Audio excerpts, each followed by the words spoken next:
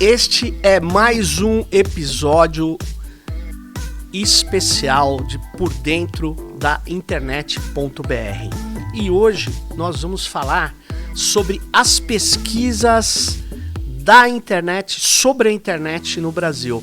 E para falar sobre isso, eu estou aqui com Alexandre Barbosa. Obrigado, Alexandre, pela participação aqui. O Alexandre, ele é o gerente, é o diretor? Gerente do CETIC, que é o Centro Regional de Estudos para o Desenvolvimento da Sociedade da Informação, o CETIC.br, que é vou chamar um departamento do NIC-BR, né? O NIC-BR, que é esse operador das boas práticas e do registro BR da internet no Brasil. Então, o Alexandre, eu acabei de saber, Alexandre, eu te conhecia, eu achei que você era um estatístico, ou um cara das pesquisas da área de humanidades. Eu descobri que o Alexandre fez PUC, Engenharia. Minas Gerais. Depois mestrado na UFMG. Exatamente. Em computação. Ciência da computação. E depois estudou na Inglaterra. Mas depois eu mudei para a área mais de humanos. Eu fui fazer um segundo mestrado. Você foi fazer. E também fiz um doutorado em administração na GV. E aí migrei um pouco para a área de humanas. E de pesquisas, né? Sim, antes da gente entrar nos dados sobre a internet do Brasil, muitas pessoas, Alexandre, começaram a usar o CETIC, né? Você sabe disso. Sim. E a compreensão sobre a internet, o uso das redes digitais no Brasil ficou melhor, ficou mais profundo, exatamente por causa mais visível por causa do CETIC. Exato. Né? E como que surgiu essa ideia de montar aqui no NIC vamos falar assim, um centro para conhecer melhor a rede, os usos da rede, as práticas? Bom, essa história é muito interessante porque o órgão produtor de estatísticas públicas e oficiais do Brasil é o IBGE, que produz dados de altíssima qualidade sobre a população, enfim, empresas de diferentes universos da sociedade brasileira, justamente para a gente compreender o que está acontecendo. Claro. Sem dados, Sérgio, eu costumo dizer o seguinte, que os problemas ficam invisíveis. Se você não tem dados, né? E sobretudo essas temáticas mais, os fenômenos sociais e econômicos mais emergentes, se você não tem dado, não consegue descobrir o que está acontecendo. E em 2004, quando surgiu o Plano Nacional de Banda Larga, o Ministério do Planejamento precisava de estatísticas para entender como que a internet estava chegando nos domicílios brasileiros. Né? E essas estatísticas não existiam, nós não tínhamos pesquisas especializadas nesse campo. Dependia de consultoria, eu acho que a internet chega a 30%, chega a 40%, dependendo, era muito... Naquela época bem menos. Bem menos. Mas o fato é que a pesquisa domiciliar mais importante no Brasil é a PNAD, do IBGE, Pesquisa Nacional por Amostragem de Domicílios, que é, eu diria, a pesquisa mais complexa e maior que nós temos, tirando o censo. O censo, de fato, é uma contagem populacional. E, então, naquela época, o Ministério, em tratativas com o IBGE, não temos esses dados, como é que nós vamos fazer, a questão da internet e tecnologias digitais não é uma expertise do IBGE. O CGI, então, juntamente com o NIC, se comprometeu em ajudar o IBGE a, naquele ano de 2004, fazer a primeira coleta de dados sobre a penetração da internet nos domicílios. E quando a gente fala isso, tem algo que é muito importante, que é o nível de desagregação dos dados. Sim. Quando você fala, olha, 10% estão conectados, mas quem são esses 10%? Isso pode representar 80% da classe alta e 1% da classe C, D e E. Né? Então isso é muito importante, capital, interior, regional, o Nordeste, Norte sempre sofreram mais do ponto de vista da exclusão digital. Então nós produzimos a primeira série em 2004 e em 2005, com o início da operação do NIC-BR, nós criamos o CETIC justamente para dar continuidade à produção de estatísticas públicas sobre a internet e sobre as tecnologias. Esse foi o início. E um ponto que eu gosto sempre de lembrar, Sérgio, que em 2004, o Brasil, aqui em São Paulo, nós tivemos o lançamento do que é chamado de Partnership on Measuring ICT for Development, que é uma aliança de organizações internacionais cujo objetivo é exatamente criar padrões metodológicos para a coleta de dados, para que você tenha comparabilidade entre países, sim, certo? Sim. E foi lançado em São Paulo, numa só. conferência da UNCTAD, em 2004, de forma que já em 2004 nós tivemos o privilégio, eu diria, de adotar um padrão internacional para produzir estatísticas sobre tecnologia, sobre a internet.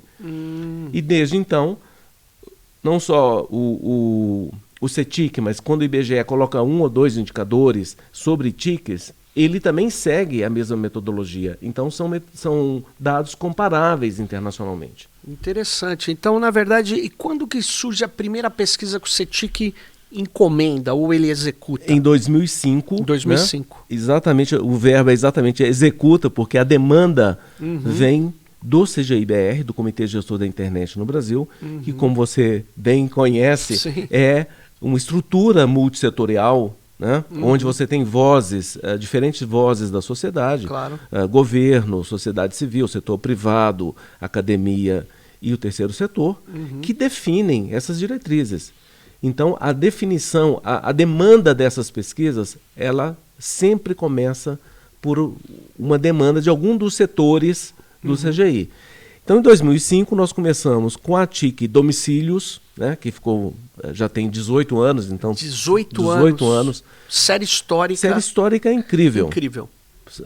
18 anos de pesquisa sobre como as pessoas usam a internet no Brasil. E quem usa. E quem usa, como usa, enfim.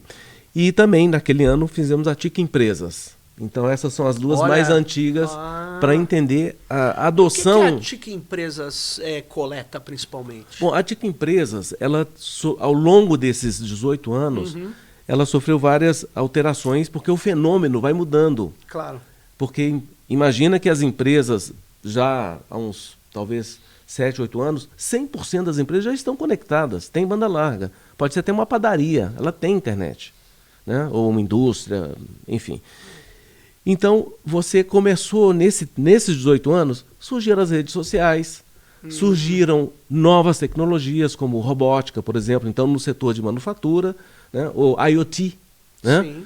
E, mais recentemente, nós incluímos inteligência artificial, para entender que tipo de uso que está sendo feito pelas empresas com inteligência artificial, que pode ser um chatbox, por exemplo. Mas isso, né? A pesquisa você faz uma amostragem como a domicílios, sim, em escala nacional. Todas as pesquisas do CETIC, que hoje, veja que começamos com 2 em 2005 e hoje nós chegamos a ter 10 pesquisas, mas teve uma que é a Telecentros, que em função da... Lembra das lan houses? Né? Que era a forma do cidadão estar incluído, os telecentros. E teve um período que este tema era muito relevante nas políticas de inclusão digital. Então teve muito fomento de telecentros. Essa pesquisa, ela teve só 2 edições, depois ela saiu. Então hoje nós temos 9 pesquisas. E todas elas, Sérgio, são pesquisas amostrais representativas dos seus respectivos universos. Né? E dessas 9, 4 são anuais. A gente tem todo ano. Quais são as 4 anuais? A TIC Domicílios, sim. A TIC Kids Online, TIC Educação e Saúde. As demais, inclusive há empresas que era anual, mas depois, quando o fenômeno começou, se 100% está conectado, você não precisa mais medir, porque você já sabe que... E hoje as empresas já nascem conectadas. Né? Então, ela acontece a cada 2 anos. E a TIC Cultura, por exemplo, a cada 2 anos. TIC Governo Eletrônico, 2 anos, e assim por diante. Então, essas pesquisas, elas são desenhadas a partir do universo que tem que ser conhecido, por isso o censo é muito importante. O censo, ele define o que a gente chama do framing, né? É a partir do universo que você conhece que você tira uma amostra. Você fala do censo do IBGE. O censo do IBGE. Ele é básico para fazer essas pesquisas. Todas as nossas pesquisas domiciliares têm que usar o censo. Ou, por exemplo, no caso das escolas, de ensino fundamental e médio. O censo escolar do INEP, do MEC, Sim. é a nossa base, porque eu não posso criar uma amostra de um universo que eu não conheço. Então, por exemplo, as empresas claro. informais que não têm cadastro, elas infelizmente estão fora da pesquisa TIC Empresas. Então, a TIC Empresas, ela é retirada uma amostra dos cadastros oficiais. Ou seja, das empresas formalizadas. Uhum. Se a gente quiser ter dados de empresas informais, é outra pesquisa e é outra metodologia. Justamente Perfeito. porque você não conhece o universo. Uhum. Medir população de rua, por exemplo, é complexo. Sim. Porque você não tem domicílio fixo, né? Então, esse tipo de consideração você sempre tem que fazer. As pesquisas, elas estão tratando, são representativas, é muito importante dizer Sim. isso. Quando eu falo que tantos por cento das empresas do setor de hotelaria Sim. usam tais e tais tecnologias, ou que a indústria de manufatura está adotando o IoT, Internet das Coisas, Sim. significa que aquelas empresas são formais e o dado que eu estou dando é representativo desse universo. Então, com uma margem de erro pequena, eu posso dizer que todas as empresas deste setor estão fazendo tal e tal coisa. Ou pessoas, ou escolas, hospitais e assim por diante. E tem uma variação, provavelmente, o Brasil tem uma variação grande por região e vocês captam isso. Exato. E você tocou num ponto fundamental, porque as desigualdades que marcam a nossa sociedade, a gente só consegue ver, enxergar com os dados. Claro. Porque se você não tem dado desagregado, você não consegue entender o que está acontecendo. A questão de gênero, por exemplo. O acesso é igual para homens e mulheres? Sim, a conectividade é praticamente equânime. No entanto, quando você começa a investigar o que os homens fazem, ou as crianças fazem com a internet, ou com as tecnologias, você começa a perceber diferenças. Um exemplo interessante é que o uso da internet varia de homens para mulheres, né? A questão dos jogos é mais do universo masculino, enquanto informações sobre saúde, por exemplo, é mais do universo feminino. Talvez, aí eu não sei responder por quê, mas talvez porque a mulher se preocupa mais com a questão da saúde da família, etc. Sim. Mas, sem esses dados, você acha que é tudo igual, né? Claro. Ou se eu falo, olha, 85% dos domicílios têm acesso à internet. Mas que acesso é esse? Né? Na classe A é 100%, na classe aliás, B e E é muito mais baixo. Uma das pesquisas, não, as recentes pesquisas do domicílios, né, mostram que as pessoas mais com renda menor, mais pauperizadas, elas acessam usando o celular principalmente ou exclusivamente, exatamente. Enquanto nas camadas abastadas você tem um uso de múltiplos computador dispositivos. Exatamente. E aí você começa a falar, pô, mas será que a inclusão digital ela é simétrica? Não é, né? Não é. Completamente assimétrica. Exatamente. Então, assim, quando você tem uma estatística e que ela é desagregada por diferentes variáveis sociodemográficas, por exemplo, renda familiar, sexo, idade, né? Será que o jovem acessa na mesma proporção que um idoso? Não. Então, os idosos, então você pega a população jovem, 100% usa a internet. Você pode considerar universal, inclusive na baixa renda. Só que, na baixa renda, o dispositivo de acesso é o celular, exclusivo. Isso. Enquanto uma criança de classe alta, ele tem o desktop, eventualmente, um notebook, um tablet e o celular. E mais um, o dispositivo de game, que é acesso à internet. Porque as televisões... A nossa última pesquisa mostra assim, um avanço incrível das televisões Smart TV conectadas à internet. Que você acessa a internet, sobretudo para games. Mas o fato é que esse tipo de desigualdade social gera também uma desigualdade digital no que diz respeito às competências. O que você consegue fazer num celular é muito diferente do que você consegue fazer num notebook, por exemplo. Né? Se você tem uma criança que tem uma habilidade ou uma tendência para programar e fazer coisas interessantes, o celular é muito mais limitado. Então isso vai gerar implicações. É bom você falar isso, Alexandre, porque durante a pandemia o pessoal falava assim, não, nós estamos resolvendo, no começo, né? Tudo com os aplicativos de celular. Eu falava, mas como isso é possível, né?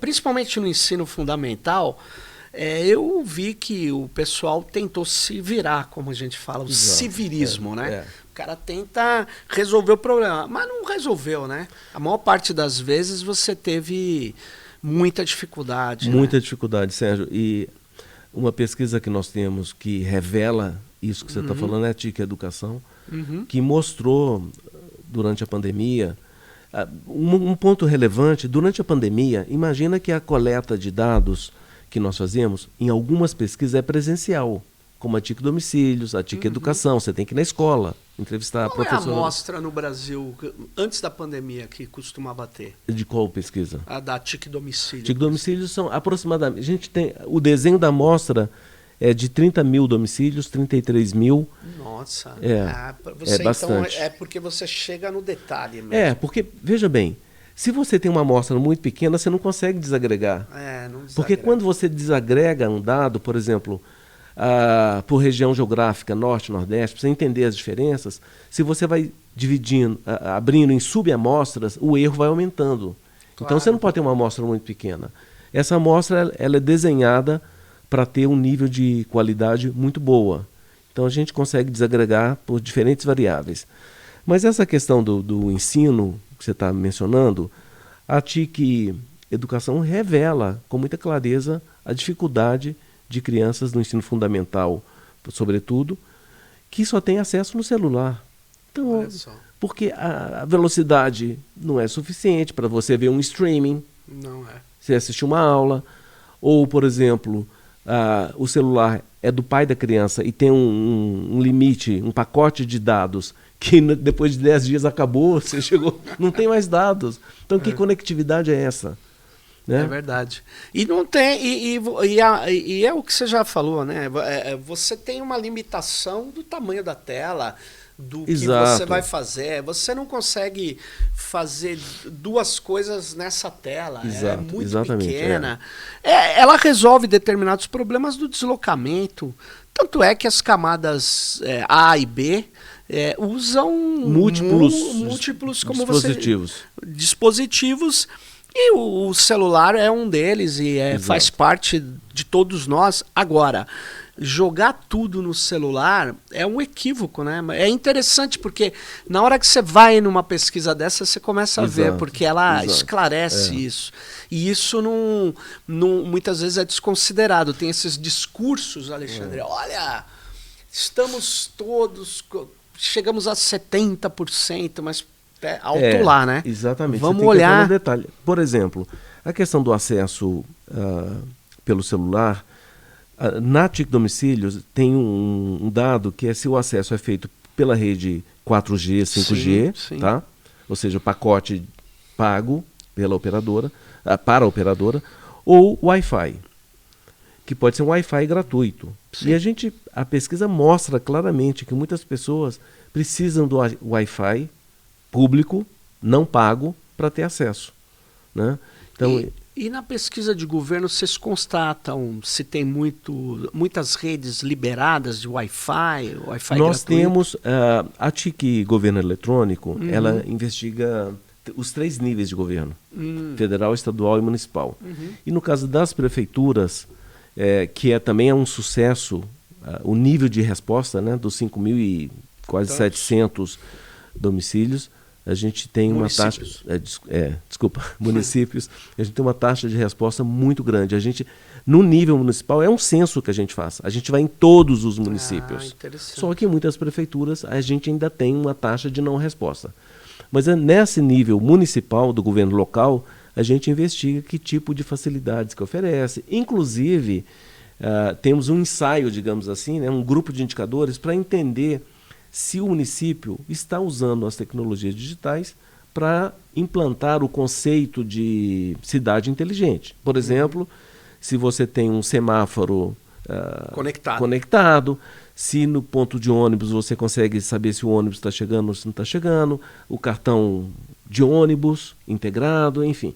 Então a gente já tem alguns tipos de indicadores que nos sinalizam, né, se esse município está adotando as tecnologias e está oferecendo serviços para o cidadão, né? Inclusive a questão do Wi-Fi.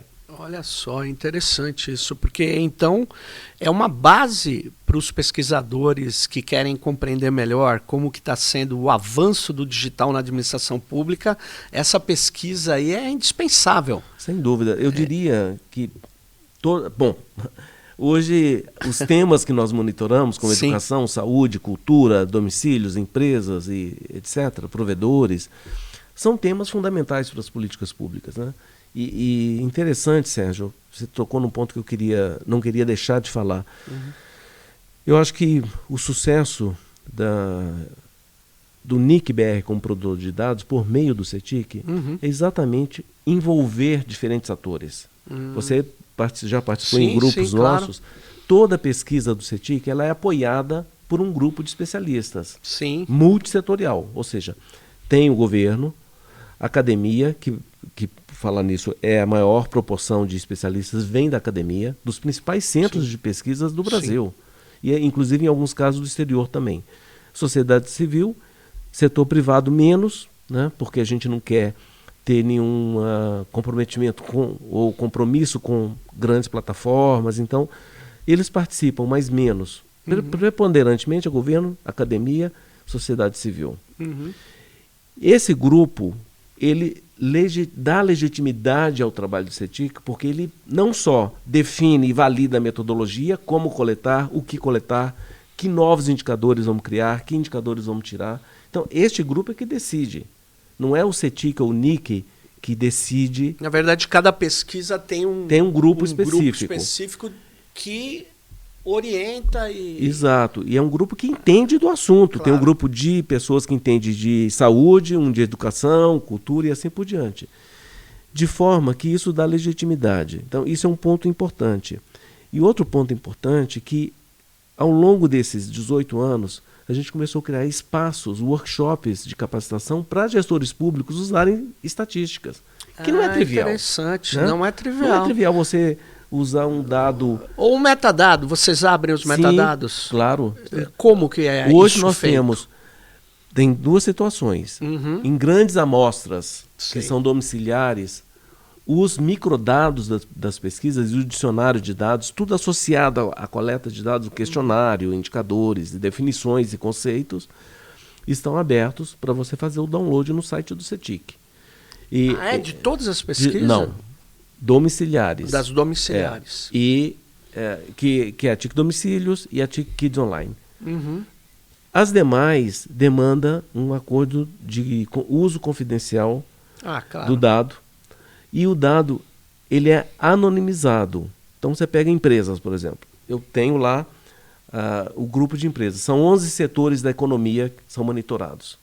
Se você pegar um setor da economia que só tem um grande player de mineração ou de óleo e gás, você pode até identificar, mas a gente desanonimiza esse dado para você não identificar quem é aquela empresa respondente. Né? Se você está falando em setores mais populosos, por exemplo, de hotéis, padarias, e algum tipo de indústria, comércio, é mais difícil você identificar. Mas em nenhum caso, em nenhuma hipótese... Mas deixa eu entender uma coisa. Vocês definiram 11 segmentos econômicos e enquadraram as empresas nesses segmentos? Sim. Não foi o CETIC que determinou esses 11 segmentos.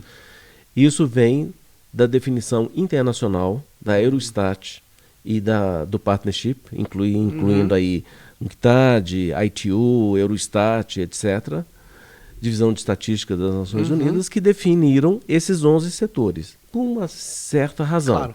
Então ali não está, por exemplo, o setor bancário e financeiro não está incluído ali. Setor agropecuário não está incluído ali. Para monitorar esses setores, teria que ter uma pesquisa diferente. Então, esses 11 setores, ele inclui basicamente indústria, comércio, serviços, né? E aí você divide por hotelaria, setor de informação e comunicação, manufatura, indústria de transformação e assim por diante. Então, entendi. Mas nesses segmentos ela é bastante importante. Mas se Agora, só te perguntar uma coisa. Você estava falando de permitir um acesso a microdados e aos detalhes. Na pesquisa sobre saúde, vocês também fazem isso? Também fazemos. Então, um acadêmico, um pesquisador que queira investigar um determinado fenômeno, digamos, uso de IA nos grandes hospitais. Certo. Né? Porque você consegue quebrar para hospitais de grande porte, atendimento básico, UBS. Você pode ter acesso a esses dados com base num acordo de confidencialidade e o uso responsável desse dado. Né? Então você pode ter acesso a esses dados. Agora, algo que eu queria te dizer é o seguinte: ao longo desses 18 anos, o NIC foi criando espaços de capacitação para gestores públicos e mesmo pesquisadores. Então nós temos hoje uma comunidade de dados. Olha só. Né, que usa os dados do CETIC. E as políticas públicas, porque no passado eu diria que os acadêmicos, os pesquisadores, você vai encontrar inúmeras teses de doutorado, dissertações de mestrados, usando os nossos dados. Eu mesmo já participei de bancas de mestrado e doutorado sobre temas das pesquisas. Sim. Né? Então, no início, justamente quem entende mais de dados são os pesquisadores acadêmicos que usavam mais. Hoje, você já consegue identificar muitas políticas. Eu diria que na última década, todas as políticas que falam de inclusão digital ou de uso de tecnologias digitais estão pautadas nos dados do CETIC. E um exemplo mais recente, você pega a Estratégia Brasileira de Transformação Digital. Se você for lá olhar, todos os dados do CETIC estão lá de uma forma ou de outra. Sim. Mesmo agora no governo de transição, na equipe de transição, que foram várias áreas, né? O CETIC foi convidado para apresentar os dados em 5 áreas, incluindo a proteção de crianças online, inclusão digital, a tecnologia na educação, né? Na saúde e acho que na cultura também. Enfim, então essa equipe de transição, em alguns relatórios que foram produzidos, você vê alguns dados. Tem alguns dados, poucos, mas tem. E os gestores públicos hoje, nos últimos governos, independente de cores, né, já usam os nossos dados. Sim. Porque os dados do IBGE com relação às tecnologias digitais são poucos, tanto na PNAD como também no censo, que não foi possível incluir muitas questões em função do custo. Né? Uma questão que você inclui no questionário significa custo, né? E tempo. Então, hoje o NIC-BR é detentor da maior base de dados estatísticos no Brasil sobre internet. Sem dúvida. E é um trabalho impressionante. Eu uso bastante, né? Então eu não posso. Mas, Alexandre, vamos falar sobre o uso da internet agora. Você está acompanhando isso pós-pandemia. Como é que está esse uso? O que mais chamou a atenção quando você olha esses dados das práticas da internet no Brasil, principalmente indivíduos e domicílios? O que te chama a atenção assim? Sérgio, nós fizemos durante a pandemia, porque o NIC foi muito ágil e muito rápido em traçar um plano de contingência. Sim. Porque, como eu falei, algumas pesquisas você tem que ir na casa das pessoas ou na escola, e um mês depois da pandemia as escolas fecharam e você tinha muitas restrições, né, de distanciamento social, etc. Então, não foi possível conduzir a coleta tradicional. O NIC, em 30 dias, colocou um plano de contingência com alternativas. Ou migrou por telefone, ou migrou a coleta de dados pela internet. E nós fizemos algo muito interessante, que foi um painel de usuários, com coleta muito rápida e retorno muito rápido, para entender o que estava acontecendo com os cidadãos. E claro, aí tem um problema de cobertura, porque se você está respondendo a pesquisa pela internet, você tem que ser usuário de internet. Pois é. Então aí o dado ele se refere ao universo de quem usa. Claro. Os que não usam, você não conseguiu ter acesso. Mas o fato é que ficou muito claro nessas 4 ondas que nós fizemos, chamado painel TIC Covid, que áreas como, claro, educação e trabalho, muita gente começou a passar a trabalhar remotamente e tal, mas entretenimento. As pessoas, dos dados de tráfego da internet no Brasil, coletados pelo NIC-BR, por meio do IXBR, Sim. mostrou um pico assim depois da pandemia. Porque as pessoas aumentou muito o streaming, consumo de música, de vídeo, ou teleconferência, ou aula. Então isso fez com que as pessoas usassem mais a internet. E o que mais me chamou a atenção, inclusive nós participamos de um projeto com mais 11 países sobre comércio eletrônico. O comércio eletrônico disparou, inclusive em áreas que antes não tinha. Por exemplo, fazer compra de supermercado. Não é que não tinha, era baixo. Eu mesmo não usava, tive que passar a usar. Eu comprei até verduras e legumes pela internet, usando o WhatsApp, by the way. Mas você continua usando? Curiosidade. Diminuiu, olha só, comércio eletrônico, ó, deu uma queda depois. Pois é, mas houve um pico. Houve. Por exemplo, serviços públicos. O auxílio emergencial estabelecido pelo governo, você só podia cadastrar por meio do aplicativo, para fazer... O que eu achei um pouco estranho, mas de qualquer forma era... Exato. Mas então você imagina uma pessoa que não usa a internet, se ela quisesse ter acesso àquele benefício, ela tinha que usar o aplicativo. E hoje você vê muitos serviços públicos que você só consegue fazer pelo aplicativo. Por exemplo, fazer um agendamento para renovar o passaporte. Só pelo aplicativo. Só pelo aplicativo, não, só pela internet. Para ir em alguns poupa-tempos que antes... Claro, você resolve se for lá, mas você tem que agendar. Tem que agendar. Pela internet. Então, isto eu diria que comércio eletrônico, eu acho que teve um impacto, a gente vai começar a ver agora nas próximas edições da TIC Governo Eletrônico, o impacto nos serviços públicos. Provavelmente. Porque esses canais que você obriga que o cidadão use aquele canal, ou para comprar um bem ou um serviço público, certamente tem um impacto. Sim. E a gente vê o crescimento do tráfego. O tráfego da internet no Brasil é algo impressionante. É impressionante. Eu acho que ainda é que a gente tem uma pesquisa que fala do uso em horas. Acho que não. Não, né? Em horas não. A gente tem assim, a frequência de uso, mas a gente não pergunta quantas horas você usa, mas por que isso? Você acha que seria um erro muito grande? Essa resposta daria uma... Eu acho que, na verdade, as pessoas que são usuários, sobretudo aqueles que usam no mobile, estão conectados o tempo inteiro. Né? Eu acho que teria uma dificuldade para o usuário responder com precisão. Então teria muito ruído esse dado. Entendi. Né? É que as consultorias usam muito isso, essas comparações. O Brasil tem 5 horas em média. E eu sempre tive dificuldade de entender como é feito isso, porque de fato não é simples fazer. Não é simples, e você me lembrou de um ponto importante, que já que estamos falando de produção de dados, que é a transparência metodológica. Essas consultorias, eles não abrem. Como é que eles chegaram nessas 5 horas por dia? Né? Qual que é o questionário? Qual a metodologia? Qual é a amostra? Né? Exato. Porque tem muitas amostras que são de conveniência, ou seja, responde quem quer. Né? Aliás, eu vou aproveitar esse teu gancho para falar o seguinte, Alexandre. Eu tenho lido alguns documentos até de órgãos internacionais ou do governo, independente de que governo, não estou falando de coisas partidárias, estou falando de... Vou chegar a um método.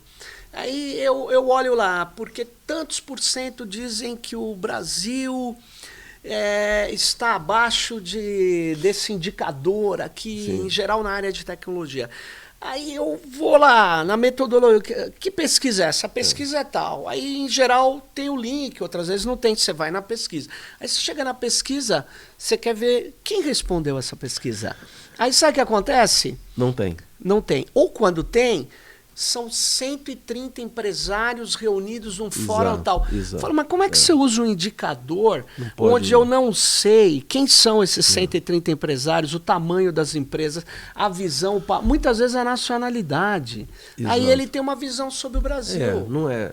Então isso é complicado. Isso é um ponto fundamental. E nós, enquanto produtores de estatísticas públicas que estão orientando decisões de políticas públicas, tem que ter uma transparência absoluta. E todos os dados. A gente costuma dizer, Sérgio, que quando você pega um dado, tem esse dado aqui, estou com ele na mão. Sim. Onde que está a certidão de nascimento desse dado? Né? Boa. Qual que é a metodologia? Então, dados sem certidão de nascimento, você pode duvidar. Sem dúvida. Então, a gente não confia em dados que não têm uma metodologia transparente. Em todos os dados do CETIC, você vai encontrar o relatório metodológico, que é fundamental, que é a certidão de nascimento, que vai mostrar, olha, essa amostra tem tais limitações. Eu não estou falando de empresas informais, por exemplo. Claro. É só das formais, é só desse setor. Não está incluído economia, setor financeiro, não está incluído agronegócio, ou as escolas. Não tem tais tipos de escolas. Antigamente não tínhamos escolas rurais, hoje tem. Então, isso está na certidão de nascimento, que é a metodologia. E, além disso, tem um relatório de coleta de dados, que mostra como que isso foi aplicado no campo. Claro. Quanto tempo durou, quais foram os problemas de não resposta, né? Então, assim, os protocolos estatísticos, que, enfim, nem todo mundo vai entender, mas não é trivial você produzir uma estatística que você fala, essa estatística representa tal universo, né, com tais limitações e com tal margem de erro. Então, tudo isso tem que estar transparente. E as consultorias, por várias razões, inclusive econômicas, elas não vão abrir esses dados. Né? Uma grande consultoria internacional. E nem as perguntas, né? Como elas são feitas. Porque é uma pergunta, na verdade, toda pergunta que a gente faz em qualquer pesquisa, na minha visão, ela delimita um campo de resposta. Sim. E isso é uma questão que quem vai depois analisar precisa olhar. Falar, não gostei dessa pergunta. E isso tem... Muito bom você falar sobre isso, porque me dá a oportunidade de falar uma outra questão importante na metodologia. Tem 2 etapas antes de você ir definitivamente para a coleta de dados que nós conduzimos. E isso só mesmo o Instituto Oficial de Estatística faz e quando faz. Só os bons. Que é o processo de testes cognitivos. Porque quando eu estou falando assim, olha, banda larga, o que é banda larga? Ou computador, eu posso considerar um telefone um computador? São conceitos, né? Os construtos. Claro. Como é que eu construo aquele conceito? E como quem vai responder vai entender. Exato. Então nós temos um processo que chama de entrevistas cognitivas, que digamos assim, definição do questionário. São os conceitos. Então, para uma criança, a gente, quando criou a Kids Online, tivemos uma série de entrevistas com pais, crianças de diferentes idades, faixas etárias, etc., classe social, para ver se ela entendia alguns conceitos. Então, por exemplo, quando você pergunta para a criança conceitos ligados a espaço e tempo, até 6, 7 anos é complexo. Porque ela não entende esses conceitos. Pode não entender. Né? De espaço e tempo. De espaço e tempo. Você fala assim, você usou a internet 90 no mês passado? Né? Ou na semana passada? Enfim, é mais complicado. E conceitos, por exemplo, inteligência artificial. Se eu chegar para um gerente de TI de uma empresa, a sua empresa usa a inteligência artificial? O que ele entende por isso? Pois é. Então, nesta etapa... E isso normalmente é feito com psicólogos e pessoas especializadas, numa entrevista, você busca compreender o caminho cognitivo que então, é uma etapa qualitativa. É uma etapa totalmente qualitativa. Exatamente, ela é totalmente qualitativa. Porque eu vou te dar um exemplo muito concreto que o Brasil, por meio do CETIC, conseguiu influenciar um questionário da OCDE, dos países da OCDE, na pesquisa TIC Saúde. Tinha uma pergunta que era sobre Electronic Health Records. É o prontuário eletrônico. Sim, prontuário, a gravação. Exato, dos seus dados clínicos e administrativos. A gente fez essa pergunta, né? Se o seu hospital tem prontuário eletrônico para médicos e gestores hospitalares do Sul, Sudeste, Norte e Nordeste. Descobrimos uma diferença entre médicos da região Sul para médicos da região Norte e Nordeste. E para eliminar esse problema de entendimento do que é um prontuário eletrônico, a gente refez a pergunta para as funcionalidades, que é o seu hospital registra os dados clínicos do Sérgio em papel, eletronicamente ou em ambos, etc. Porque a funcionalidade não tem dúvida. Sim. O cara do Sul, o médico do Sul ou do Nordeste, ele sabe, eu registro a pressão do Sérgio no papel ou eletronicamente. Então, isto te dá a indicação se aquele hospital tem ou não registro eletrônico de paciente ou prontuário eletrônico. Então, isso é fundamental, porque essa etapa qualitativa ela vai mudar, pode mudar o questionário. Claro. Ou a sequência de perguntas, porque dentro de um questionário, o posicionamento de uma determinada pergunta muda o que vem depois. Né? Ou muda o humor do... É bem complexo, muda o humor. E aí essa é uma etapa. E a segunda etapa, tudo isso antes de ir para o campo, efetivamente. Então você faz todo esse estudo, faz um relatório, analisa os dados qualitativos. Depois tem o pré-teste. O pré-teste, ele busca entender basicamente duas grandes questões. O fluxo das perguntas, se esse fluxo funciona, e o tempo de duração. Se você pode otimizar, mudar a posição da pergunta. Aí você fechou o questionário, após essas duas etapas. Só aí que você vai para o campo. Então, isto é um trabalho muito custoso e que toma tempo. Claro. Por isso que a produção de dados demora aí 1 ano para você produzir uma estatística. E, Alexandre, né? você, nesse período todo, você já teve que, no campo, chegou à conclusão que tinha algo errado e teve que refazer? Sim, já tivemos problemas de campo. Então você tem controle no campo? Tem. Atualmente, esse processo evoluiu muito. Né? Primeiro que a coleta é toda automatizada. Claro. Não tem mais papel. Né? Quando você vai no domicílio, é um tablet, enfim. O entrevistador não tem nenhuma margem de manobra para mudar aquela questionário, a pergunta está tudo lá. E além disso, nós temos um controle semanal. Né? Eu estava te contando do IBGE, Sim. Nesse censo, o nível de automatização e de controle, de qualidade, aumentou assim, absurdamente. Você consegue ver o trajeto do entrevistador, o tempo que ele está gastando, né? É tudo real time. Então, a qualidade dos dados do censo hoje é absurda, é muito boa. No nosso caso também, nós temos um controle muito grande do campo. Mas no passado, a gente já teve problemas com entrevistadores que a gente teve que refazer o campo inteiro numa determinada cidade ou numa determinada região. Entendi. Porque os questionários são auditados. Né? Quando você recebe aquele questionário, você pega ali numa amostra para ligar de volta para o respondente e fala: você realmente recebeu o entrevistador no dia tal, você deu essa entrevista? Para o entrevistador, poderia ele responder e falar: olha, Claro. Né?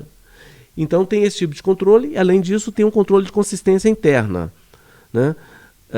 E esse controle nos levou a uma coisa interessante, que é o conceito de usuário de internet. Porque muitas vezes você pergunta: você usa a internet? Não.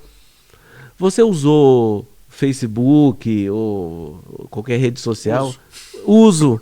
Ou seja, ele não sabe que algumas aplicações, inclusive com essa questão dos pacotes dos operadores que dão acesso ilimitado a redes sociais, etc., ele acha que ele está usando uma outra coisa que não é a internet. Que ele não sabe que aquela aplicação está em cima da estrutura da internet. Então a gente refez esse conceito, inclusive levou para o Fórum Internacional da ITU, porque é um fenômeno, inclusive nos Estados Unidos, a Pew Research, a gente conversou com eles, tem esse efeito também. O indivíduo não sabe que ele está usando a internet, mas ele é usuário de internet. Então você tem... Eu imagino que o WhatsApp, uma não parte sabe, das pessoas não saibam que é a internet. Não sabe, exatamente. Interessante Então isso. você tem que contar esse indivíduo que falou que não usa, mas ele usa. Né? É que ele está limitado Exato. a uma aplicação Então, da internet. Essa consistência interna do questionário, a gente tem que ver se o cara respondeu sim aqui e não ali, se não está contradizendo. Ou seja, para os nossos, para quem está nos ouvindo, tá vendo a complexidade que é fazer uma pesquisa que seja consistente. Não é uma coisa fácil, é uma coisa que requer uma série de pré-testes, conceitos e transparência, que você deixou bem claro dos protocolos estatísticos. Né? Poder falar, pô, Alexandre, por que você não muda essa pergunta?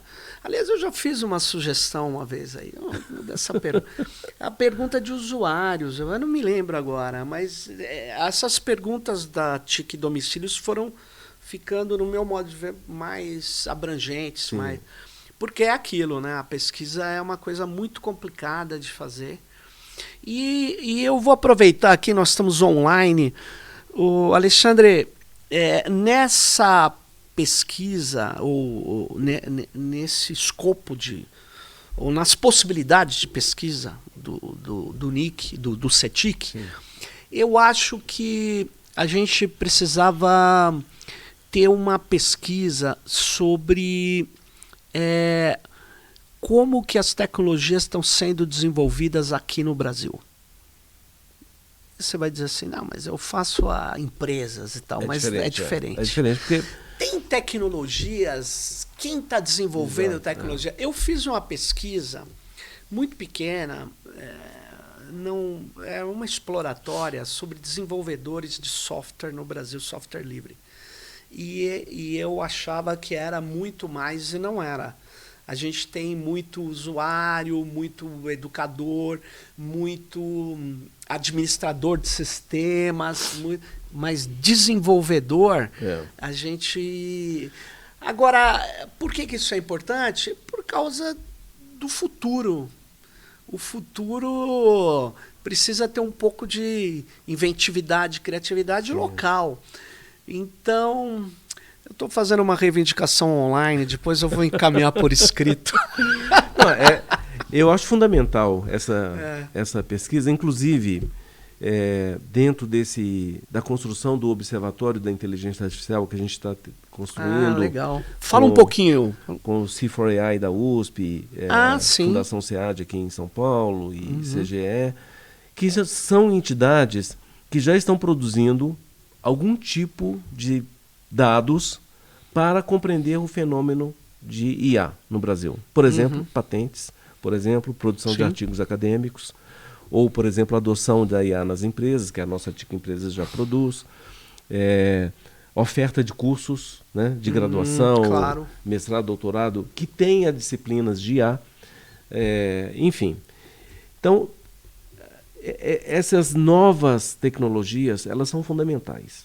E um dos debates que nós vamos ter que enfrentar e produzir dados, que está um pouco, ou diretamente relacionado com o que você está falando, questões de inovação e a nossa população de brasileiros e brasileiras capazes de ingressar nesse mundo como produtores de tecnologia, de conhecimento ou de usuário, inventores, criadores, né? E uma proxy para isto seria entender a quantidade de pessoas que nós estamos formando, né? Nessas disciplinas são proxies, são indicadores aproximados, ou de patentes, né? Ou de uso inovador. Aí podemos até questionar o que é um uso inovador, mas enfim, é possível fazer. Então eu acho que essa sua demanda ela é muito relevante, porque a gente precisa entender, primeiro, como que o mercado de trabalho vai se transformar, que está em processo de transformação. Sim, claro. Né? Atividades que tínhamos há 30 anos atrás já nem existe mais, e tem atividades hoje que não existia há 5 anos atrás. Né? Os famosos data scientists, os cientistas de dados, é um termo mais chique para falar de uma coisa até que já existia. Eu acho que é estatística, mas tudo bem. Não, é que não é só estatística. Eu não quero defender o meu peixe, mas é basicamente estatística. Né? Tem que saber Python também. Também. Tô brincando. Também tem que saber. Então, Sérgio, é uma demanda muito relevante e pertinente com esse observatório que nós estamos tentando criar, né, para entender como que a estratégia brasileira de inteligência artificial está, de fato, fomentando, porque um dos objetivos dessa estratégia é o fomento, né, da adoção dessas novas tecnologias, no caso da IA, em diferentes setores, enfim, a capacitação de pessoas, né? Eu acho que o Brasil ele vive um apagão de técnicos, programadores, e na área de produção de software é absurdo, impressionante. Mesmo quando você pega software livres, sim, quem vai usar, como eles estão usando, quem está sendo capaz de dar suporte, né? Que é um bem social muito relevante, né? Todo software de código aberto, tudo isso que você conhece hoje profundamente. A inteligência artificial, uma parte dela, a grande parte dos frameworks são abertos, né? Exato, porque as empresas, inclusive, elas fazem isso para trazer desenvolvedores e criar comunidade, trazer né? Criar comunidades e também trazer dados, né? Exato. Então as pessoas dúvida. estão usando uma série de, enfim, aplicações aí de inteligência artificial. A perspectiva mudou, né? Mudou. Quando a gente falava de software livre em 2005, é diferente era outra hoje. coisa. Continua tendo uma guerra pelo conhecimento. Infelizmente, tem áreas do conhecimento. É que o Brasil não tem a Ceitec, que trabalha com semicondutor lá no sul, estava quase sendo extinta. É uma parte de hardware crucial para o desenvolvimento. A gente não está nessa disputa. Mas, por exemplo, o conhecimento sobre como você fazer uma matriz para fazer chips está concentrado. Né? Exatamente. Então, e fechado, né? Fechado. E, enfim, o software a gente conseguiu avançar bastante. A inteligência artificial também, mas a inteligência artificial traz um problema de infraestrutura. As infraestruturas de coleta de dados e tratamento de dados no Brasil, elas são, infelizmente, mínimas. Você pode até ver. A gente está falando da USP, você acabou de nos dizer. A USP chegou a entregar os dados, não só a USP, tá? Unicamp, federais em geral. Entregou dados de e-mails para empresas privadas, mas não é nenhum problema. Plataformas que levam esses dados para tratamento. Mas, enfim, isso é um problema estrutural. Mas você sabe que esse ponto que você traz, da questão da inovação, do desenvolvimento das habilidades e competências, né, da nossa sociedade, nem sempre uma pesquisa quantitativa resolve. Não. E foi exatamente por isso que há uns anos atrás, certamente antes da pandemia, essa coisa da pandemia, antes e depois da pandemia, uns 4 anos atrás, nós criamos uma área de estudos qualitativos dentro do CETIC. Olha só. Com o que a gente chama de cadernos de estudos setoriais do NIC-BR, que são estudos preponderantemente de natureza qualitativa. E vou te citar um último exemplo, que é muito interessante, e eventualmente essa sua demanda poderia cair dentro de uma abordagem mais qualitativa. Ou seja, você não vai falar sobre o universo brasileiro, mas você vai falar de um entendimento. Pode ser uma exploratória. Uma exploratória. Sim. No ano passado, a gente publicou, agora no final do ano, um estudo, um caderno desses do NIC-BR, sobre inteligência artificial e cultura. Né? Olha só. E nós fizemos isso com a ajuda do João Brant, que você certamente conhece. Né?